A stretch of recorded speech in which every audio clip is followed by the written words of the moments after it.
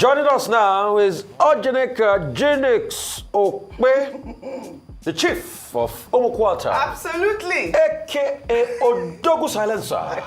That's a new one.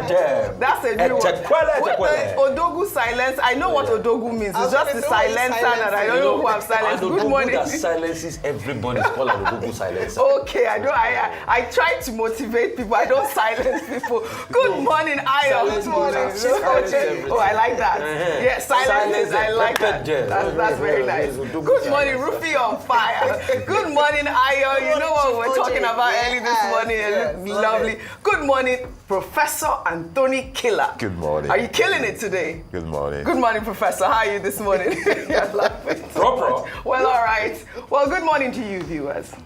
Let's begin what's trending. The senator representing Kogi Central, Natasha Akpoti Idwaha, on Tuesday filed a 100 billion naira defamation suit against Senate President Godswill Akpabio. The lawsuit follows last week's controversy over sitting arrangements in the Senate, leading to Senator Natasha facing disciplinary review by the Senate's Committee on Ethics, Privileges, and Public Petitions. In the suit filed at the Federal Capital Territory High Court, Akpoti Udwaha alleged that Akpabio and his legislative aide, Mfong Patrick, made defamatory comments against her. I know, Rufai, you have seen this lawsuit, by Natasha, and there was a part in the lawsuit where, Natasha talked about the legislative aide to Akpabio and from Patrick making those defamatory remarks, where he wrote on Facebook, is local content committee of the Senate Natasha's best, right?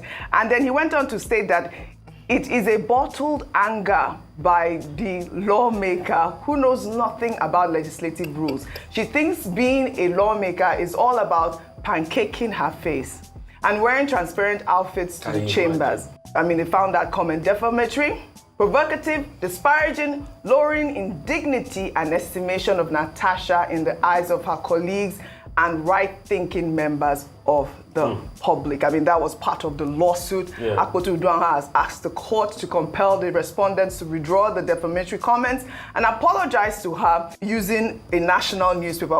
Usually it's like a lot of newspapers, but you see these sort of remarks, especially against women. I'm going to play the gender card here because I don't understand what pancake has to do with anything or wearing transparent clothes. How dare you make such comments against a senator? I think that this actual defamatory lawsuit is quite on point. Well, in the meantime, the disciplinary committee was given 2 weeks to submit its finding with potential implications for Akpoti Udwaha's standing.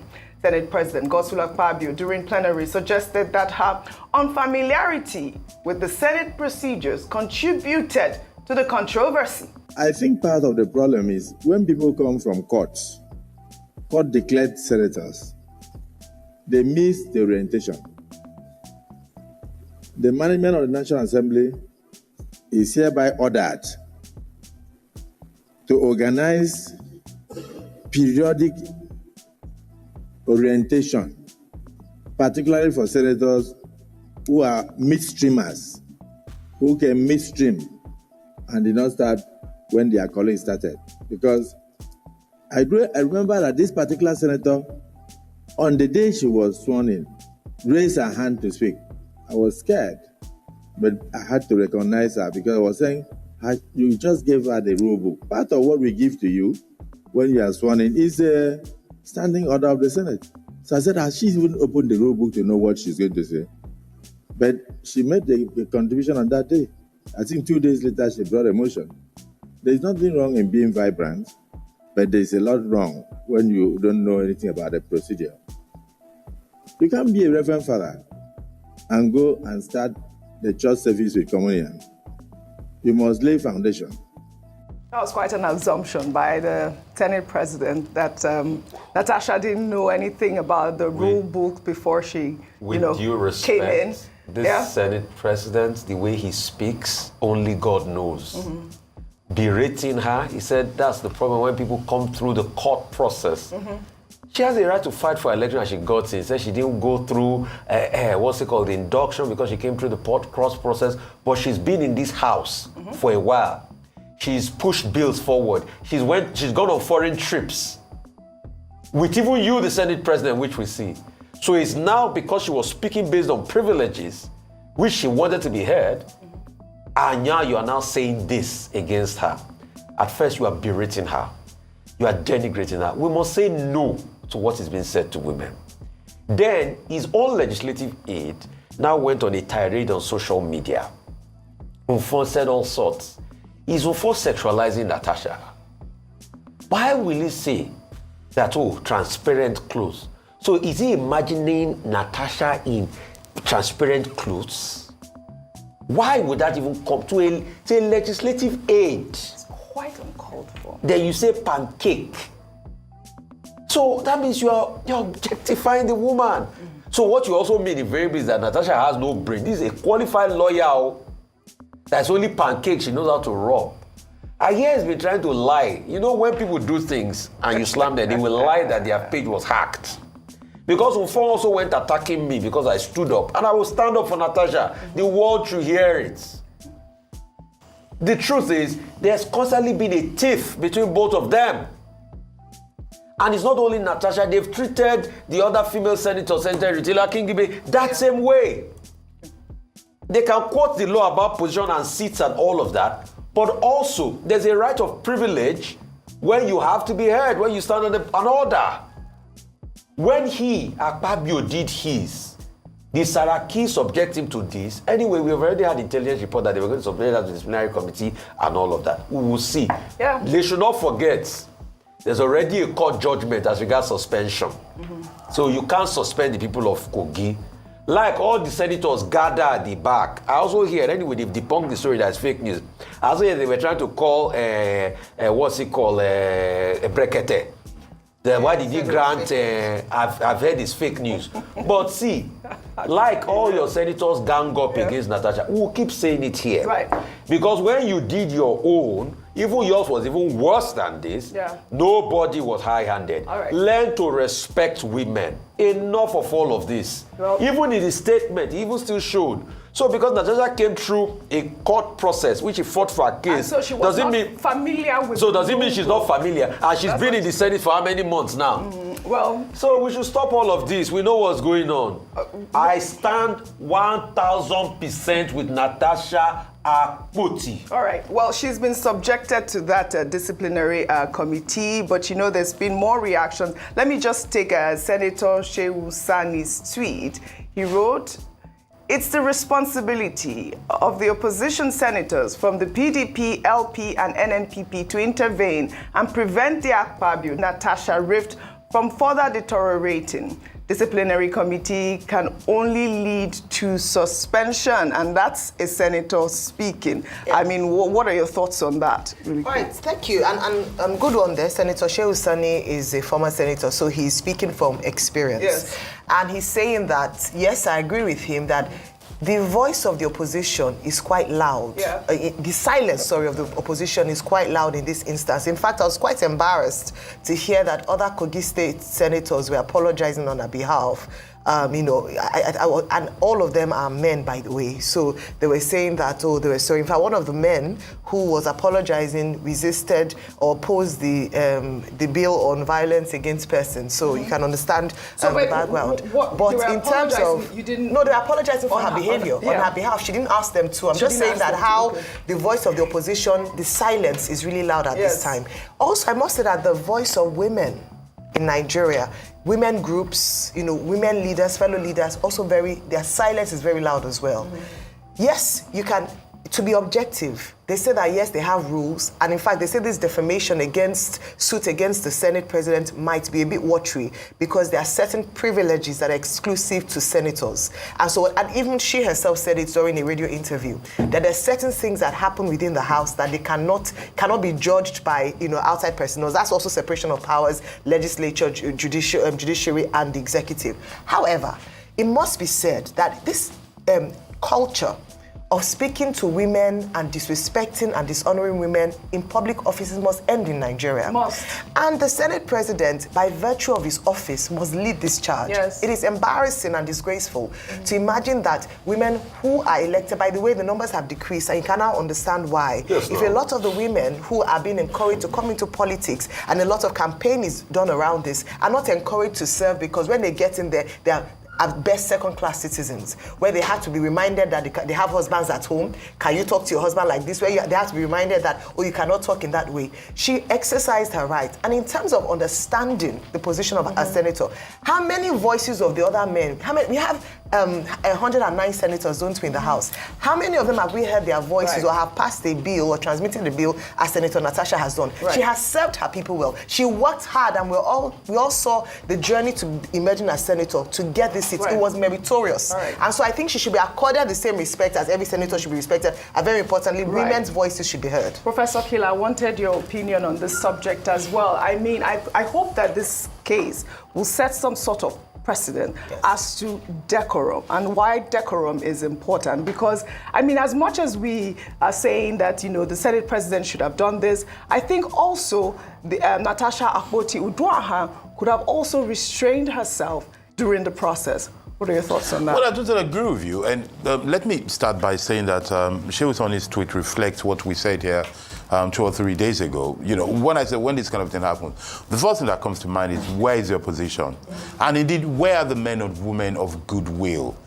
Goodwill not to take a side, but to say this is right or this is wrong, and to see a way to move forward in decorum way. Because the whole point is that if you are in this hallowed chamber, red chamber, they call them distinguished, and they behave in ways that are not distinguished, it is worrisome for the country. I think all legislators should learn the rules. But above all, those who chair proceedings should understand that they have a bigger duty of maintaining not just decorum, but proceedings. When somebody says somebody does not know the rule, actually, let me not say someone, let me call name. When Akpabio says somebody else doesn't know the rule, there's a flaw there. Let me give 1 second lesson on legislative procedure. The duty of the chair of any legislative sitting, the main duty is to allow the process to flow. That is your main interest. So you must find the way. If somebody is in a wrong position, you let them talk and you overrule them. If somebody is doing the wrong thing, you hear them out, then you cover it out. But I think it's important for everybody to understand these rules, and the public as well. And by the way, if they're doing this to women, and they say women are not in places, I blame voters, not the people there. If you truly want women anywhere, vote for them. There's some very simple thing to do. So women are voters. Sent messages that they are strategizing and they are standing by her and supporting her. I recall the first time that he said she was a club girl. They came out to speak on her behalf. So it's really good to hear that. And he only apologized because Couple Women Foundation, you know, a particular blog released a list of women close to him. I remember that story. Well, as much as we call for, you know, this sort of rancor not to occur in the House of the Senate, we should also call for proper legislation to protect women especially. Simplicity. Well, more reactions have trailed the memoir by former military president Ibrahim Badamasi Babangida. A journey in service unveiled last week, Babangida in the memoir had claimed that forces against the June 12th election were led by the late General Sani Abacha, his chief of defense staff, who later became military head of state. The election, which was widely regarded as the freest and fairest election in Nigeria's history, was presided over by the late Professor Humphrey Nwosu, the NEC chairman at the time. Well, in an interview that has resurfaced online, Professor Nwosu mentioned several names of those he said were involved in the schemes that led to the annulment of the election. Let's take a look. There was someone at the level of the National Defense Security and Defense Council, headed by Babangida. Babangida and Abacha was prominent. They said, okay, that a committee headed by Abacha should find a solution to the problem. I said, how do we find a problem? we should be allowed to conclude what we started. He said, Abacha. In that committee, I'm quoting names. Abacha was in it. Nyako. Nyako was in it. General Aliyu Gusso was in it. David Mark was in it. Was the Minister of Communication. I was in it. Secretary of the Commission, Director of Legal Services was in it. Professor Deria, National Commissioner representing Rivers State. We met in Abacha, when we met in Abacha's house, guest house in Abuja. He set another subcommittee, including myself, Akpabio, late now, Akilu, the Secretary of the Commission, I think one other advisor in law in the State House. When we got at that subcommittee level, I told them, gentlemen, there is nothing for us to meet. The law is clear. Elections have been conducted. Results have been collected. The only one remaining is that of Taraba, and he had come along with it. Please allow us to conclude. We are a technical body. We are not politicians. In any case, if you don't want us to release the result, you should call Abiola and Tofa or negotiate with Abiola. That Abiola was the winner. We went back to Abacha's guest house, and I reported, well, sir, the law that allowed us to conclude this election made no provision for this technical body, for your committee. You should allow us to conclude the result with that of Taraba and announce it. Or you call in Abiola and negotiate with him. He shouted on me, who are you to tell us what to do? You are not a member of National Defense and Security Council. You are not. The council and the court decided you should not conduct the election. You went ahead and conducted the election, that it was illegal. You will recall, throughout Abacha's regime, his Minister for Information regarded our election as illegal. Go to Aso Rock, where all of us will now take a decision. When we got there, Babangida said, NEC, National Electoral Commission, what is your position on this election? I said, sir, allow us just 2 minutes so that it will not be Humphrey Nwosu's decision. It will be that of National Electoral Commission. Sir, this is the decision of the commission. Allow us to conclude this election and announce the result. And that we will challenge that letter, court decision, which Commissioner of Police served on me, that we should stop announcing it. So he said, okay, you people are on your own. Babangida said that. The decision of their. All right. This interview was conducted by Omoyele Sowore about 10 years ago, I believe. Yeah. I mean, and then we have the memoir. Absolutely, in this voice, in this recording, you could hear Professor Humphrey Nwosu corroborating what IBB had said, that the person who led that whole annulment was General Sani Abacha. So there are a couple of other, and Professor Humphrey Nwosu passed recently, is one of the heroes in this country we should celebrate. Unsung hero. One other person, because he mentioned Akpabio is late today. One other person that can fill up this tedious link is our dear own Onukairabo. Yes. Because he also played a prominent role as regards that declaration that was given and that was read out, that unsigned document that called for the annulment. A lot of journalist personnel are no longer around. The likes of them, Otto, Zeribe, and Better Nigeria Group and all of that. So we also need to hear from Ndukara. But I think Yes. we had spoken about these things before, but at his own time he's going to. Yeah. But yes, so I think the conversation now is the conundrum between IBB and Abacha. You can see Abacha's kids coming up to say that, you've always looked up to him, his envy and all of that. But those also forget, there was a lot of power tussle in the military right up to that time. It was also part of the power tussle that made the transition, the date line for transition change a couple of times, that earned Babangida the moniker, Maradona.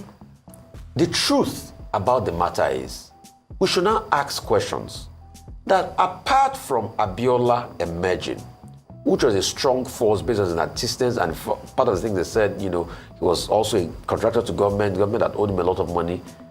Who were the other also military guys that felt they were entitled to the presidency on leadership of the country? Because one part we don't talk about in June 12 was the fact that there was no way those guys were ever going to let go in the first place. Abacha, for instance, that the general norm around he was being called Khalifa. He was the one that saved Babangida's life in the area, Okaku and all of that. That's one. Other people that were around that place that felt, this could also go our way, that were eyeing the same leadership of Nigeria. Then a stronger candidate emerging like MK Abiola. The also other question is, if a TOFA had emerged, would they have given to a TOFA? So we should also look at the fact that the case of June 12 was another power play among the military apparatchik themselves. The question is, could Babangida have done better to protect? Today, like they say, hindsight is always 20/20, whatever we say. But he has put his own side out there. But most importantly, I think those we don't talk about enough were the unsung heroes that were killed in this June 12 saga. People that were killed in Lagos and killed in other parts of the country, the journalist Kalto, and the real activists, not the cashtivists. I can't speak for the NLC's position in June 12. I can only speak for the likes of the Franco Coris of this world. And I say it, I'm throwing ammunition and weapon today. Because there were a lot of cashtivists and activists. Right. I can't boldly hit my chest for the role of the NLC. I could only speak for people like Franco Kori of blessed memory. All right. Well, we've called on Ndukara, but he's actually alive. So hopefully, we'll hear from him soon. It's not just on this table that we've called for him. Well, before I come to you, Senior Advocate of Nigeria, Femi Falana, has stated that the late MKO Abiola was already recognized by Nigerians as the elected president since 1993. Falana made the comment during a television interview on Tuesday. He noted that Babangida's admission merely confirms what Nigerians have believed about June 12. Since 1993, he has been recognized by the people of Nigeria as an elected president. They are just these guys, who try to set the ends of the club are just recognizing that now. And the last one is about this day, they want to set up a library. No former military head of state has ever set up a library. What do you want to read there? You can only have a library set up by an elected president. You understand me? So I hope they will, title it well.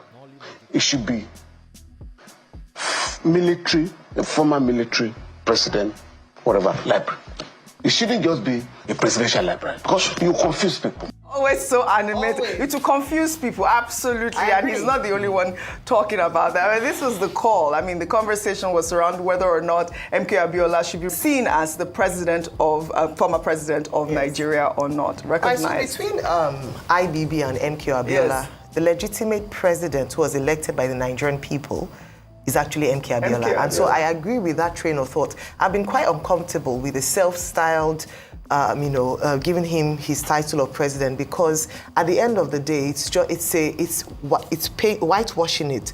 He didn't come in as an elected president. He assigned himself as a president. He was a military dictator, and that's what it is. Now, with regards to recognizing MK Abiola as president, I think the Buhari administration tried to do something like that by recognizing Abiola as one. And people have said that more than anyone else, President Tinubu should even push this further, being at the forefront of fighting for democracy, especially post-June 12 elections, the 1993 elections. So it might be something that he might now want to consider with regards to giving him the full accolades and actually the compensation that is required. He's not here, unfortunately, to enjoy this confession. It is too late in some instances, but it's good for his history of Nigeria so that we can rewrite and set history right. Now, when it comes to Abacha, the truth is that from that statement, and I'm glad that you brought up that interview from Professor Nwosu, it was clear that Abacha was one, there might have been an unwritten agreement that following his tenure, Abacha would take over. He was Chief of Defense Staff, so naturally in that order, he would have come up next if there was if he stepped aside. Yeah. But there was also, from the stories that have been told, a willingness by IBB to transition to democratic rule. And I believe that despite his intentions, the people like Abacha and those other senior military officers you talked about would have refused for that because it was their own turn to now come into power. However, the final point I'll make on this is that if you read, and I'll refer to Dr. Bati's article, back-page article on Tuesday, at the end of the day, it's sad, but you might as well describe his actions as being cowardly. He sold Nigeria for one man's ambition. So whether or not he says, oh, it wasn't my fault, it was Abacha's fault, the truth is that you were the military president. At the end of the day, as we often say, the buck stops with you. You cannot come and be saying it was my Chief of Defense Staff who was calling the shots. What kind of leader does that make you? A leader who was not actually in charge? So that's why I say many more questions have come from this week's responses, but I think it gives more clarity bringing this up. Well, no, just very briefly, I think I get the intention, but it's going to be a bit odd to call MKO president. President-elect, I think, is the best they can get. President-elect. In terms of technical things. Then he can be the people's president in the sense that, and it is very important to be recognized as people's president because what this shows is that while some people were in denial, the general public had agreed, had known the truth. So while some people are now coming here to discover hot water, most of us had moved on beyond that. We've always known he won the election and some people created it. And I think it is good in the history of Nigeria to know two things.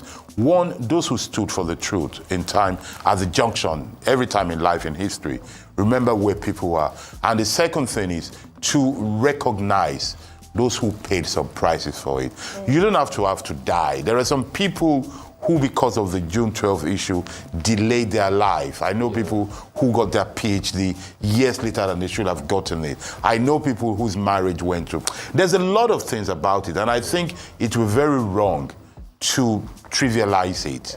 It is very important to keep it as a strong part of our history. All right, well said, Professor Anthony Killer. Well said. Well, in the meantime, reactions have trailed the announcement of the new U.S. visa waiver program managed by the Department of Homeland Security in consultation with the Department of State, which allows citizens from designated countries to travel to the U.S. for up to 90 days without a visa for business or tourism purposes.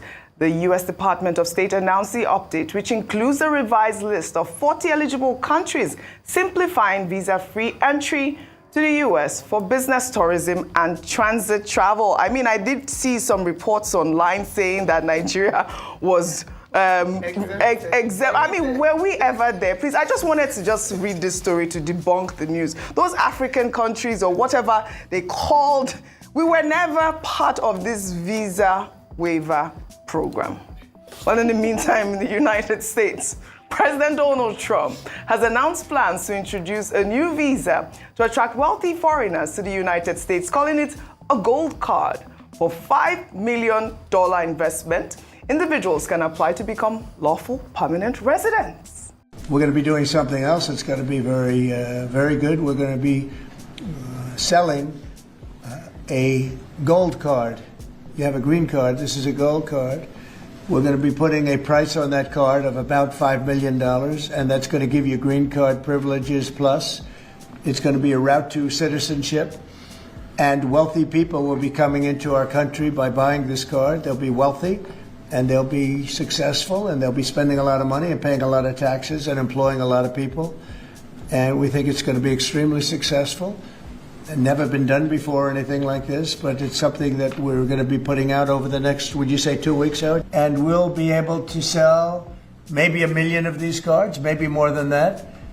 And if you add up the numbers, they're pretty good. As an example, 1 million cards would be worth $5 trillion. 5 trillion. Wow.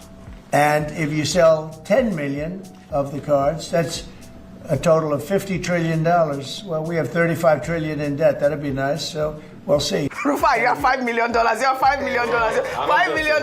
I mean, you were saying that the other program was easier, but he had some issues. But you know, Donald Trump is talking about making America great. Business. Talking business. $5 million. He said if we get about 1,000 people thereabouts, we'll be able to clear our deficit. He said it. So for him, it's his transactional. Yes. But quickly, it has to go through legislation. It has to be passed at the law because EB5 initially was part of the immigration laws in America. So we'll see how it goes. But I mean, this is all the strategy to make America great again. You said what? You have a merchant as president. Yes, what absolutely. do merchants do? They sell. They sell. They sell in America. Well, all right. I'd love to thank you all for your great analysis, as always, on What's Trending. Well, that's all I have for you guys on What's Trending today. Thank you for having stayed to the end of this video. You made me really happy.